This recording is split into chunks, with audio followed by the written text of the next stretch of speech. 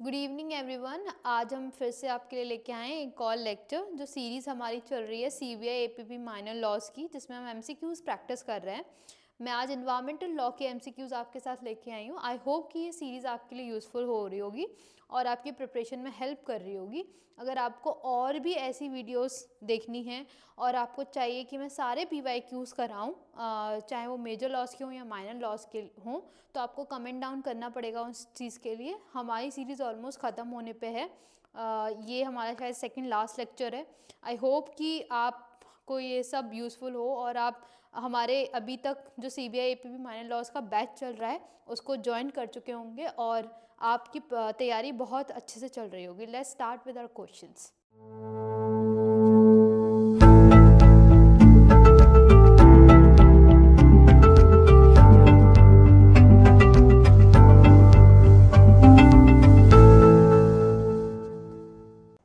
Let's start with our questions.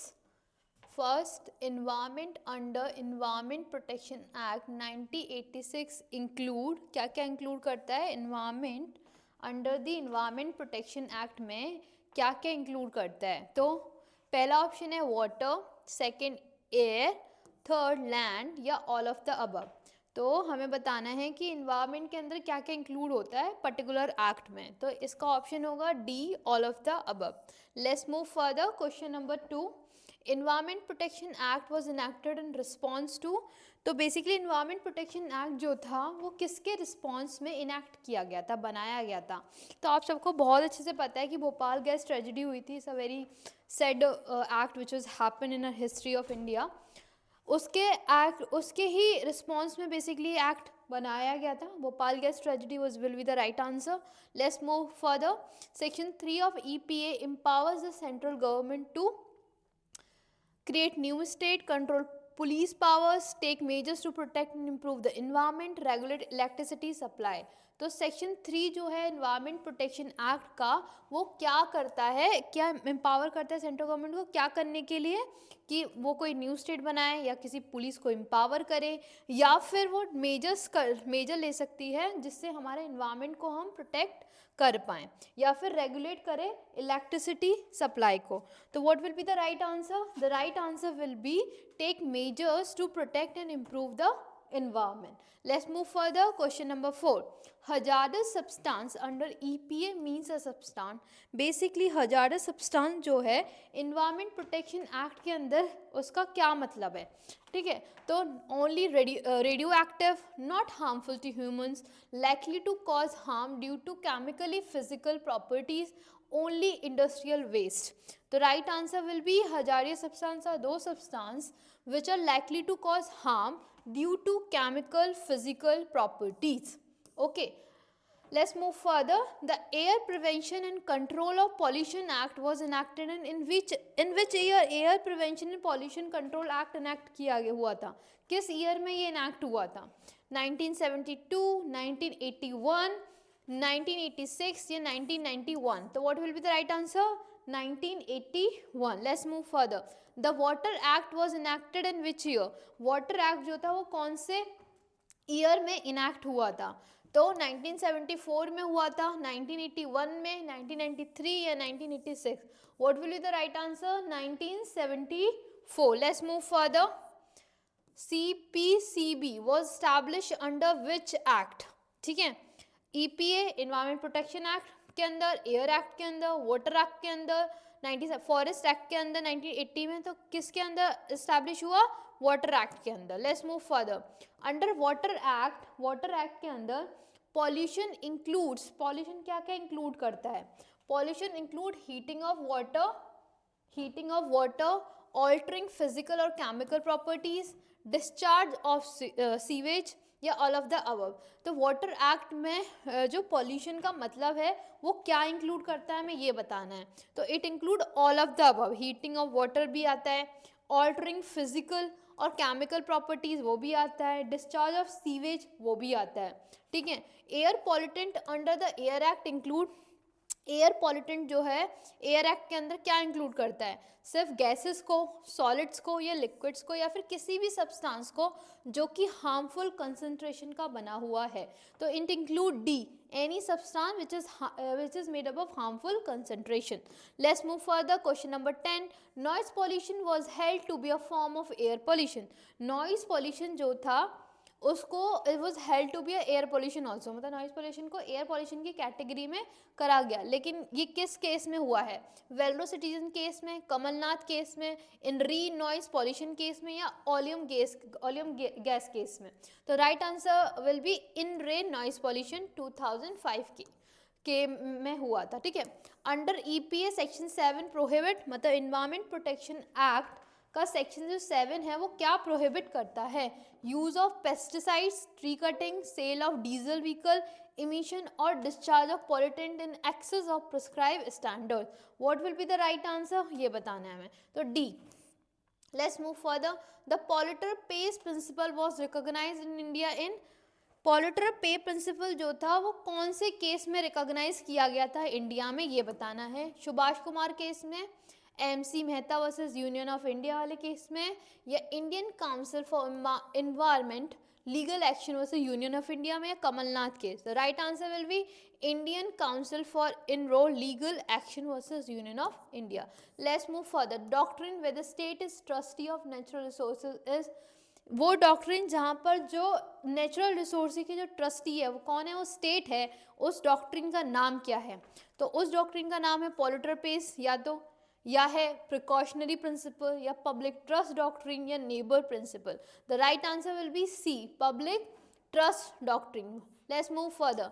Public trust doctrine was applied in, public trust doctrine जो थी वो कौन से केस में अप्लाइड की गई थी, नर्मदा बचाओ case, Vellore citizens case, MC Mehta versus Kamalnath, या Subhash Kumar case. The right answer will be MC Mehta versus Kamalnath. Let's move further. Sustainable development was upheld India in which case, sustainable development की जो बात थी वो कौन से केस में अपहेल्ड की गई थी, ये तो TN Godavarman case, sorry Subhash Kumar case, Vellore citizen welfare forum versus union of India, या S Jagannath versus union of India. The right answer will be Vellore citizen welfare forum versus union of India. Let's move further. Absolute liability principle comes from, absolute liability का जो principal है वो कौन से case में establish हुआ था, it's a very famous case of course, Rylands versus Fletcher, MC Mehta versus union of India, TN Godavarman case, या भोपाल गैस वर्डिक्ट। तो ये है MC Mehta versus union of India. Let's move further. Strict liability का जो case है वो कहाँ से ओरिजिन है, स्ट्रिक्ट लायबिलिटी हम टॉर्ट्स में ही पढ़ते हैं ये वाली चीज़। तो बताइए स्ट्रिक्ट लायबिलिटी जो है उसका ओरिजिन कहाँ से है, डोंगी वर्सेस स्टीवेंसन से है, रायलन वर्सेस फ्लेचर से है, ओलियम गैस केस से, या कमलनाथ केस से। तो right answer will be Rylands versus Fletcher. Let's move further. Right to clean environment is a part of article, right to clean environment कौन से आर्टिकल का पार्ट है, आर्टिकल बहुत इजी है ये तो, 19, 32, 21, 14, 21 का पार्ट है। वी ऑल नो आर्टिकल 21 हमें एनवायरनमेंट के प्रोटेक्शंस के राइट भी प्रोवाइड करता है ना, हमारे फंडामेंटल राइट्स में भी इंक्लूडेड है। उसके बाद बात करते हैं फॉरेस्ट कंजर्वेशन एक्ट जो है वो कौन से ईयर में इनैक्ट किया गया, ठीक है ये बताना है हमें, 72 में, 1980 में, 1986 में, 1991 में। The right answer will B 1980। Let's move further. Clearance for diversion of forest land is given by, clearance for diversion of land, forest land sorry, given by district collector, state government, NGT national green tribunal है, central government. तो बताइए right answer will B central government. Okay, article 48A, article 48A, I am so sorry, article 48A जो है वो क्या provide कराता है, fundamental duties को, राइट टू प्रॉपर्टीज को, state shall protect environment and wild life, powers of panchayat. The right answer will B state shall protect environment and wild life. Let's move further. Article 51AG, article 51AG impose duty on citizens to protect monuments, pay taxes, vote, या protect the environment. The right answer will be protect the environment. NGT was established under which act? EPA मतलब environment protection act, air act, water act या NGTA। ठीक है, तो right answer will B NGTA 2010। NGT जो है वो deal किस cases के रिगार्डिंग करता है, तो civil dispute, criminal trials, environmental matters या property dispute. The right answer will be environmental matter. Precautionary principles का मतलब क्या है, act only after proof, burden of proof lies on industry to show no harm, government has absolute liability, polluter must be rewarded। the right answer will be burden of proof जो है वो industries के ऊपर है, वो ये prove करें कि कोई हार्म नहीं हुआ है। इन्वायरमेंटल पोल्यूटेंट इंक्लूड क्या क्या इंक्लूड करता है, कोई भी गैस या फिर हार्मलेस कंपाउंड्स या किसी भी सब्सटेंस जिससे इन्वायरमेंट को हार्म हो रहा है, या कोई भी रेडियो एक्टिव वेस्ट। तो राइट आंसर विल बी कोई भी सब्सटेंस जो कि इन्वायरमेंटल को हार्म कर रहा है। Let's move further. 27 imported hazardous waste is regulated under which act, ठीक है, water act, IPC, EPA 1986 hazardous waste rules या forest act. The right answer will be C। Let's move further. 28 ये कहता है कि landmark case linking article 21 with environment, इनमें से कौन सा है केस, लैंडमार्क केस जो आर्टिकल 21 के बारे में है विद रिगार्ड टू इन्वायरमेंट। ठीक है, Maneka Gandhi case, Subhash Kumar versus state of Bihar, Nandini Satpathy case या Golaknath case. The right answer will be Subhash Kumar versus state of Bihar. Let's move further. Question number 29, carrying capacity refers to, carrying capacity का क्या मतलब है, वो है क्या है, economic growth, ability of environment to sustain development, pollution density या taxable capacity. The right answer will be ability of environment to sustain development. Let's move further. Environment impact assessment is mandated under, environment का assessment होगा ये किस act के अंदर है, तो basically हम EPA ही पढ़ रहे हैं, एनवायरनमेंट प्रोटेक्शन एक्ट के बारे में बात कर रहे हैं, तो right answer will be EPA। Supreme court order करता है CNG conversion of daily vehicles is in which case, ठीक है, सुभाष कुमार केस में, Vellore citizen, MC Mehta versus union of India Delhi vehicular pollution वाले में, या तरुण भारत केस में। तो right answer will be C, MC Mehta versus union of India वाला। Principle use and pay is, इसका मतलब क्या होता है, तो इस प्रिकॉशनरी प्रिंसिपल है या पब्लिक ट्रस्ट डॉक्ट्रिन है या फिर पॉल्यूटर पे प्रिंसिपल है या एब्सोल्यूट लायबिलिटी का केस है, तो C polluter pays principle. Let's move further. The main objective of water act is, सबसे बताना है इसमें कि मेन ऑब्जेक्टिव क्या है वाटर एक्ट का, वाटर एक्ट का मेन ऑब्जेक्टिव क्या है ये बताना है हमको। Let's move further. इसका ऑप्शन है हमारे पास economic growth, regulation of land use, prevention and control of water pollution and control of forest। The right answer will be prevention and control of water pollution। Under Air Act, industries need, Air Act के अंदर industries का क्या मतलब है, कोई भी permission नहीं चाहिए, ठीक है, industry needs no permission air act में, या फिर consent to establish and consent to operate, consent to establish and consent to operate होना चाहिए, या अप्रूवल फ्रॉम पंचायत, या ओनली फायर NOC। तो अगर आपको बेसिकली एयर एक्ट के अंदर अगर किसी इंडस्ट्रीज को मतलब कोई इंडस्ट्री स्टैब्लिश हो रही है तो उसको एयर एक्ट के अंदर क्या करना पड़ेगा, कंसेंट लेना पड़ेगा, किससे, consent to establish and consent to operate, basically उसे कंसेंट लेना पड़ेगा स्टैब्लिश करने के लिए भी और उसको ऑपरेट करने के लिए भी, दोनों चीज़ों के लिए कंसेंट उसको लेना पड़ेगा। Let's move further. 35 जो टर्म इन्वायरमेंट है वो क्या क्या इंक्लूड करता है, only land, only flora, all living plus non living components surrounding humans, या only wild life. The right answer will be all living plus non living components surrounding humans.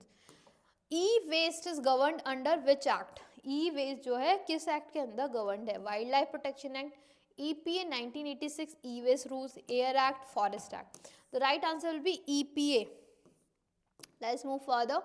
Principal balancing environment and development is, जो principal जो बात करता है कि आपको balance करना है बिटवीन द इन्वायरमेंट और डेवलपमेंट भी करना है, इन्वायरमेंट को भी बैलेंस करना है साथ में डेवलपमेंट भी करना है, तो कौन सा प्रिंसिपल होता है, ईजी है, एब्सोल्यूट लायबिलिटी ऑफ कोर्स नहीं है, रेजुडिकाटा नहीं है, ठीक है, सस्टेनेबल डेवलपमेंट होगा, रूल ऑफ लॉ तो नहीं है, ये तो ऑप्शंस भी मतलब बिल्कुल सिमिलर भी नहीं है, ठीक है। EIA अप्लाइज टू, EIA किसके अप्लाई है, सारी शॉप पे अप्लाई होता है, स्पेसिफाइड इंडस्ट्रीज इंफ्रास्ट्रक्चर प्रोजेक्ट्स पे होता है, या फिर ओनली गवर्नमेंट ऑफिस पे होता है, या सारे व्हीकल्स पे होता है? तो बताइए answer B. First Indian case जिसने रिकॉग्नाइज किया था right to health under article 21। तो बेसिकली ये इंपॉर्टेंट क्वेश्चन है कि कौन सा ऐसा पहला केस था जिसने आर्टिकल 21 के अंदर ये रिकॉग्नाइज किया था कि सब फंडामेंटल राइट है हमारा राइट टू हेल्थ। तो बताइए कौन सा केस है? Subhash Kumar case. Let's move further. कौन सा केस है which ban shrimp farming in CRZ? कौन सा केस है जिसने श्रिम्प फार्मिंग को बैन किया था? Let's move further. ले बताइए, ऑप्शंस पे जाते हैं। कमलनाथ केस है, S Jagannath versus union of India है, या फिर कोले केस है, या नर्मदा बचाओ केस है? The right answer will B S Jagannath versus union of India. Let's move to question number 41. The term fugitive emissions refers to wastewater, uncontrolled emissions escaping from industries, heat from engines, या फिर solid waste. What will be the right answer? Uncontrolled emissions escaping from industries. Biological diversity act was enacted कौन सी year में हुआ था ये बताना है हमें? 1986 में, 1991 में, 2002 में, या 2010 में? The right answer is 2002। Ecological fragile areas declared किस में, कौन से एक्ट में करे गए? Environmental protection act 1986। Will be the right answer. Let's move further. Green bench of supreme court was formed in, बताओ। ये बहुत अच्छा क्वेश्चन है, थोड़ा टफ टाइप का है। तो 1970 में, 81 में, 84 में, या 1996 में? The right answer will be 1996 में। Environmental compensation is based on, environmental जो कंपनसेशन है किस प्रिंसिपल पे दिया जाता है? This is also very interesting question. Fundamental rights पे? Obviously not. Polluter pays principle पे, DSP पे, या पब्लिक ट्रस्ट डॉक्ट्रिन पे? Basically the right answer will be polluter pays principle. CRZ notification is issued under which act? Water, air, forest, या environment protection act? तो right answer will be environment protection act. Degradation of water quality is called, क्या कहते हैं उसको? Purification? Of course not. Water pollution? Yes. Under water act SPCBs are responsible for forest clearance, wild life protection, implementation of pollution control measures, या immigration regulation? The right answer will be C, implementation of pollution control measures. Absolute liability differ from strict liability क्योंकि it applies only to forest, has many exceptions, has no exceptions, applies only to government. The right answer will be C, has no exception.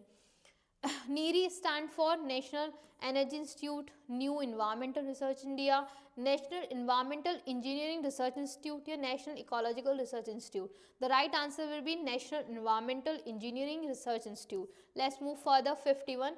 Green house gases include करती हैं, ये बहुत easy है, बचपन से पढ़ते आ रहे हैं। CO2, methane, nitroxide? Right answer will be D, all of the above. Ozone layer जो है ये depletion is caused by, ozone layer का जो डिप्लीशन है वो किसकी वजह से कॉज होता है ये बताना है? CO2, CFCS, SO2, या लीड की वजह से? बताओ क्या आंसर है इसका? B, CFCS। Climate change convention signed in, climate change convention क्या से किस में साइंड हुआ था? काइटो 1997, रियो 1992, या मॉन्ट्रियल, या स्टॉकहोम? तो basically right answer is Rio convention जो था उसमें हुआ था। Carrying out development without harming the future generation refers to, obviously मतलब ये इन्वायरमेंट, वही बात है, इन्वायरमेंट और डेवलपमेंट को बैलेंस आउट करना है, तो कौन से प्रिंसिपल का पार्ट है? Part of sustainable development. Tribunal जो कि हैविंग पावर कि वो अवॉइड कर सकें reliefs under environment cases, tribunal having powers to avoid relief in environment cases? Options are human right commissions, NGT, CAT, या Lok Adalat? The right answer will be NGT।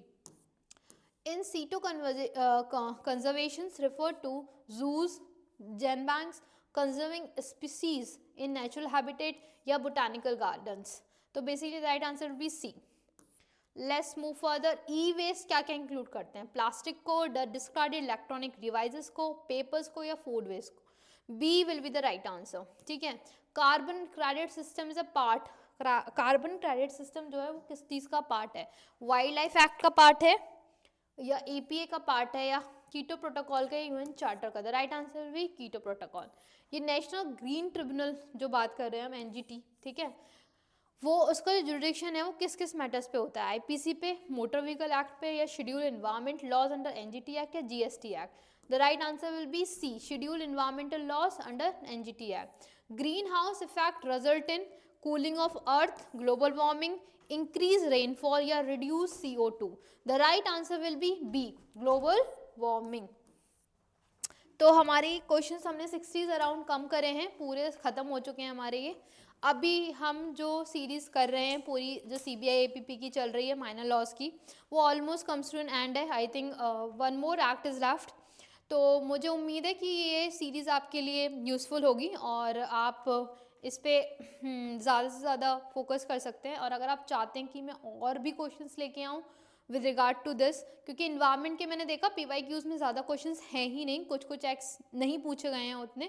दो I tried my level best कि मैं कुछ books से refer करके हम बना के लेके आ पाएँ, या प्रोबेबिलिटी जो भी हो पाए उतने ये इस तरह के कुछ क्वेश्चन शायद आने की संभावना है बेसिकली।